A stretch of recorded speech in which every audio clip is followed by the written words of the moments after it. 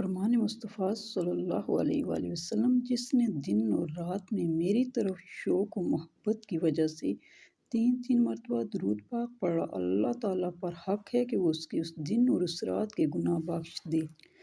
فرمان مصطفیٰ صلی اللہ علیہ وآلہ وسلم، مجھ پر درود پاک پڑھنا پل صراط پر نور ہے۔ جو روز جمعہ مجھ پر 80 بار درود پاک پڑھے، اس کے 80 سال کے گناہ معاف ہو جائیں گے۔ تمہارا درود مجھ تک پہنچتا ہے۔ فرمان مصطفیٰ صلی اللہ علیہ وآلہ وسلم، تم جہاں بھی ہو مجھ پر درود پڑھو کہ تمہارا درود مجھ تک پہنچتا ہے۔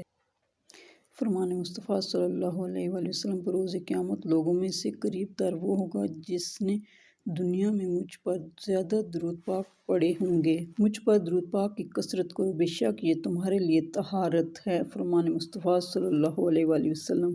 فرمان مصطفیٰ صلی اللہ علیہ وآلہ وسلم، جمعہ کو درود شریف پڑھنے کی فضیلت، جس نے مجھ پر روز جمعہ 200 بار درود پاک پڑھا، اس کے 200 سال کے گناہ معاف ہوں گے۔ فرمان مصطفیٰ صلی اللہ علیہ وآلہ وسلم، جو فجر کی نماز ادا کرتا ہے وہ اللہ پاک کی امان میں ہوتا ہے۔ رسول اللہ صلی اللہ علیہ وآلہ وسلم نے فرمایا، جمعے کے دن غسل کرنا ہر بالغ مسلمان پر واجب ہے، اور یہ کہ وہ مسواک کرے، اور اگر خوشبو میسر دستیاب ہو تو وہ بھی لگائے۔ نبی کریم صلی اللہ علیہ وآلہ وسلم نے فرمایا، تم میں سب سے بہتر وہ ہے جو اپنے اہل و عیال کے لیے بہتر ہو، اور میں اپنے اہل و عیال کے لیے تم میں سب سے بہتر ہوں۔ جمعے کی ایک نیکی 70 نیکیوں کے برابر ہے۔ جمعے کے لیے نکلنے والے کو ہر قدم کے بدلے 20 نیکیاں عطا کی جاتی ہیں۔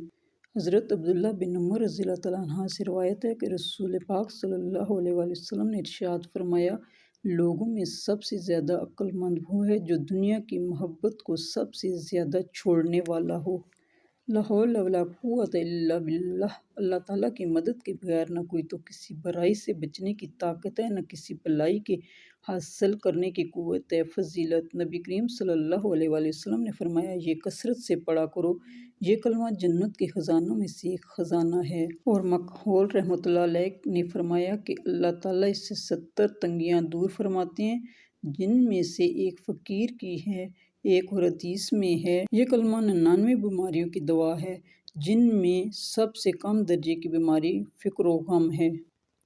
وضو کے بعد کلمہ شہادت پڑھنا، رسول اللہ صلی اللہ علیہ وآلہ وسلم نے فرمایا، تم میں سے جو اچھی طرح وضو کرے پھر یہ کہے، اشہد ان لا الہ الا اللہ وحدہ لا شریک لہ واشہد ان محمدا عبدہ ورسولہ، تو اس کے لیے جنت کے 8 دروازے کھول دیے جاتے ہیں، جس دروازے سے چاہے داخل ہو جائے۔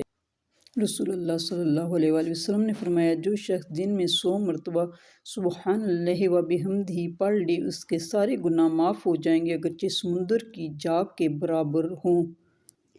رسول اللہ صلی اللہ علیہ وآلہ وسلم نے ارشاد فرمایا، سورہ فاتحہ عرش کے نیچے والے خزانے سے نازل ہوئی ہے جب کوئی غم ہو۔ رسول اللہ صلی اللہ علیہ وآلہ وسلم نے فرمایا، جب تم غمگین اور پریشان ہو تو یہ دعا پڑھ لیا کرو، حسبی اللہ و نعم الوکیل، اللہ تعالیٰ میرے لیے کافی اور وہی بہترین کام بنانے والا ہے۔ رسول اللہ صلی اللہ علیہ وآلہ وسلم نے فرمایا، جس شخص نے کوئی گناہ سرزد ہو جائے وہ اچھی طرح وضو کرے اور اٹھ کر 2 رکعت نماز پڑھے اور پھر اللہ سے معافی مانگے تو اللہ تعالیٰ اسے ضرور معاف فرما دیتے ہیں۔ نبی کریم صلی اللہ علیہ وآلہ وسلم نے ارشاد فرمایا، تم میں سے کسی شخص کے لیے یہ بہتر ہے کہ اس کے سر میں لوہے کی کیل ٹھونک دی جائے، بجائے اس کے کہ وہ کسی نامحرم کو چھوئے۔ آپ صلی اللہ علیہ وآلہ وسلم نے فرمایا کہ جس نے مجھ پر 1 مرتبہ درود بھیجا، اللہ اس پر 10 رحمتیں بھیجتا ہے۔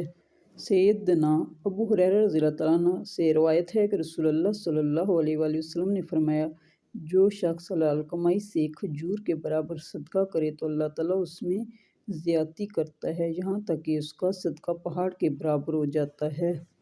رسول اللہ صلی اللہ علیہ وآلہ وسلم نے فرمایا، جو شخص اللہ اور آخرت پر ایمان رکھتا ہو اس پر لازم ہے کہ وہ اپنے پڑوسی کو تکلیف نہ دے۔ حضرت حجیر بن عبداللہ رضی اللہ تعالیٰ عنہ بیان فرماتے ہیں کہ رسول اللہ صلی اللہ علیہ وآلہ وسلم نے ارشاد فرمایا، جو نرمی اور مہربانی سے محروم ہے وہ خیر اور بھلائی سے محروم ہے۔